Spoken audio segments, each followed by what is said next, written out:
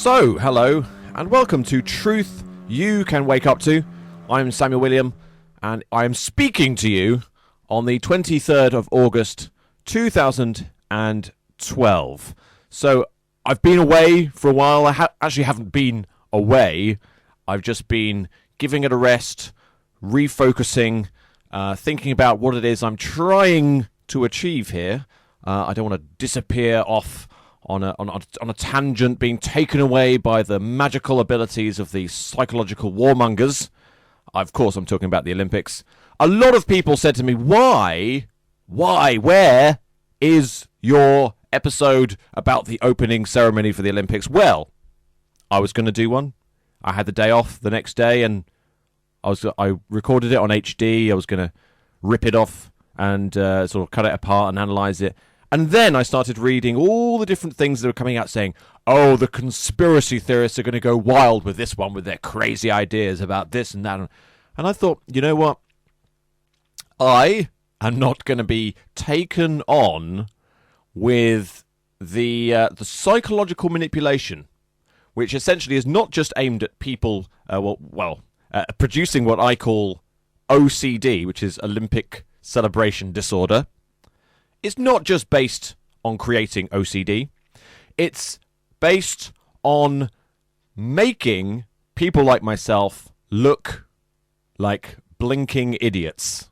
Let's not allow ourselves to be manipulated by those who are trying very hard with a lot of financial and military backing to manipulate us into action.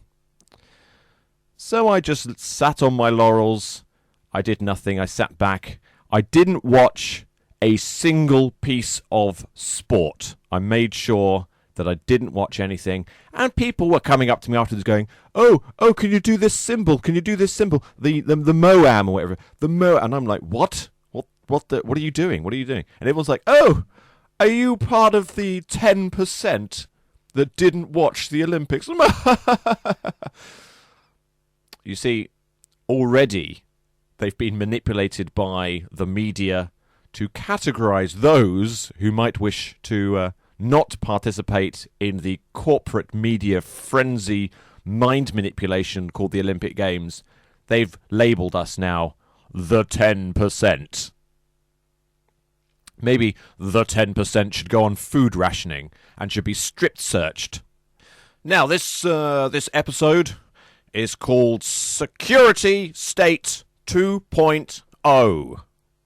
As I was going through my sort of news aggregator, when I went through it, I noticed this.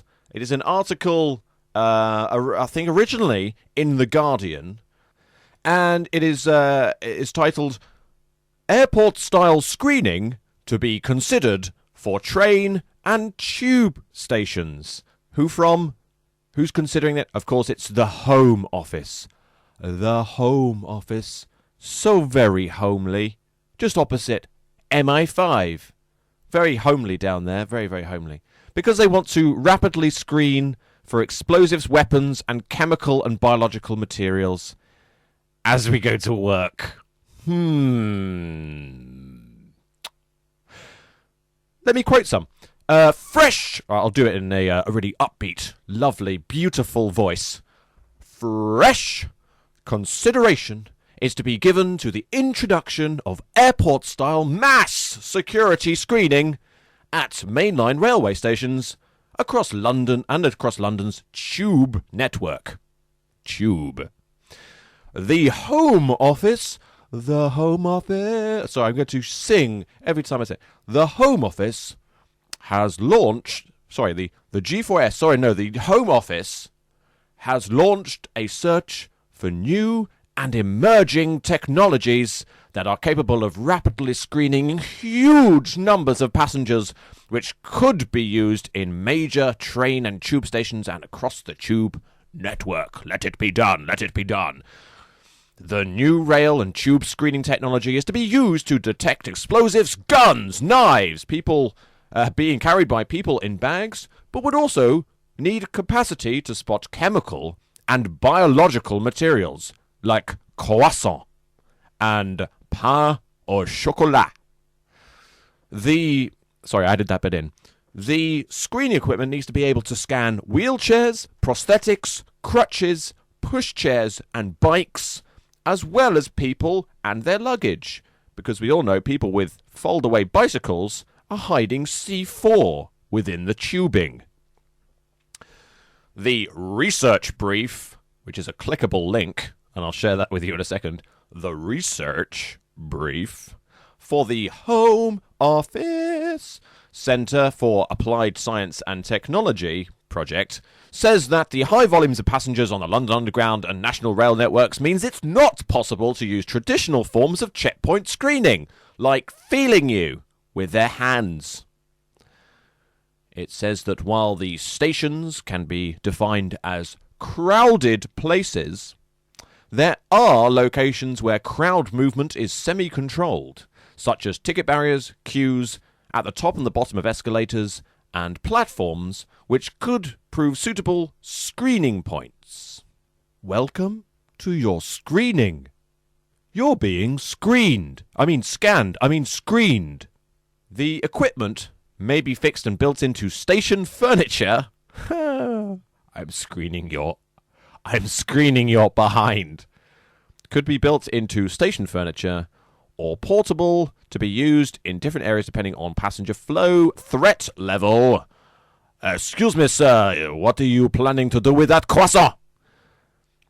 Threat level or responding to intelligence.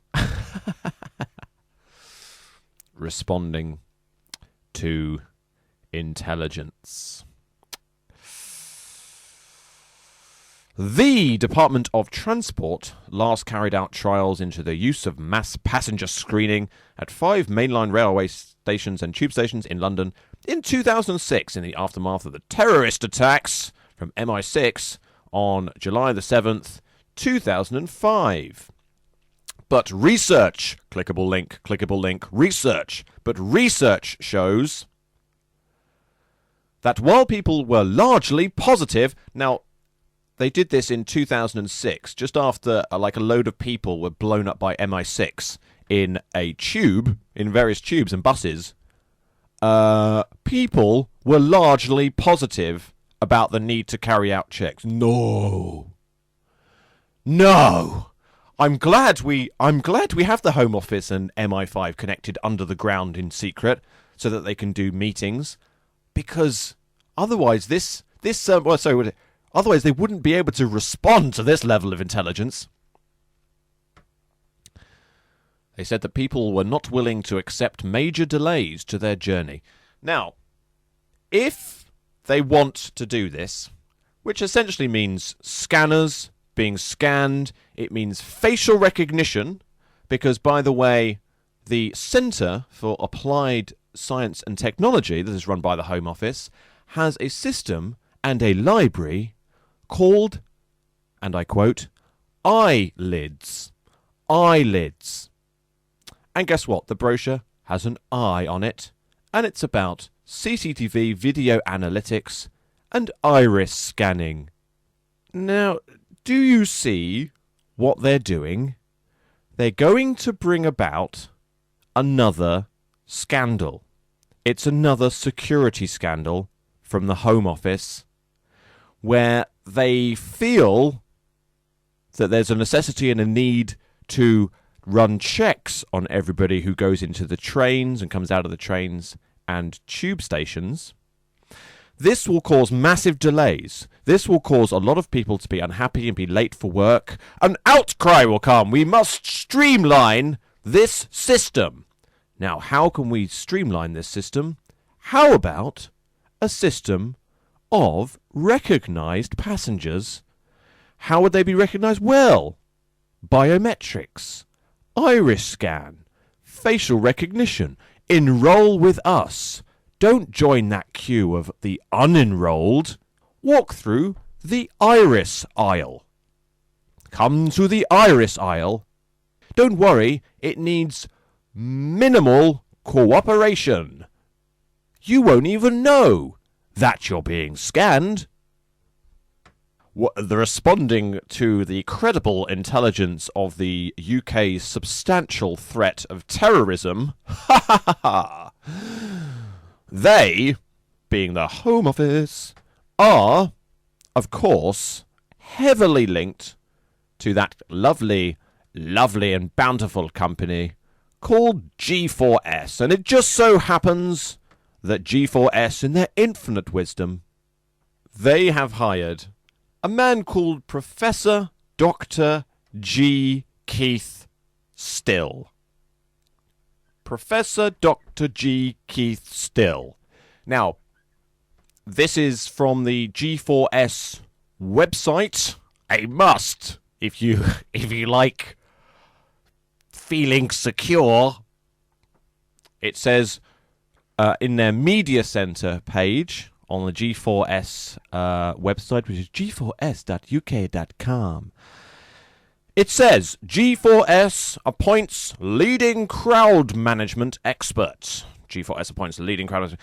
G4S Secure Solutions, the UK's leading security company, has today appointed Professor Dr. G. Keith Still, BSc, PhD, FIMA, as a senior consultant in crowd management, and apparently Dr. Still, is the expert in crowd dynamics. Oh yeah. Crowd dynamics. That's otherwise known as herding.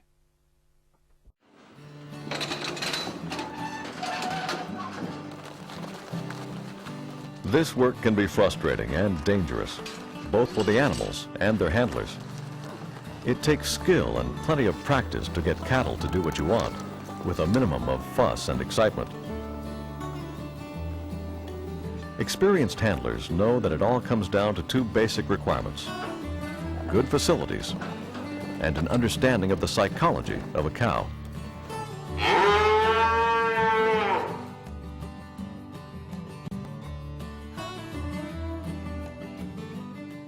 Skillful handling is needed when loading, unloading, and transporting cattle. When the handler displays a calm manner, noise is kept to a minimum, and the animals are not hurried, the whole operation can be carried out smoothly and efficiently. Here again, good facilities play a crucial role. Loading ramps must be no steeper than 25 degrees. The flooring should be clean and dry, providing excellent traction for the animals. The vehicle itself should have secure, strong sides with no protruding parts that could injure the animals. The flooring should provide secure footing. The number of animals that can be loaded into each compartment depends on many factors. So there we go. That's what it's all about. It's about herding. It's about mooing.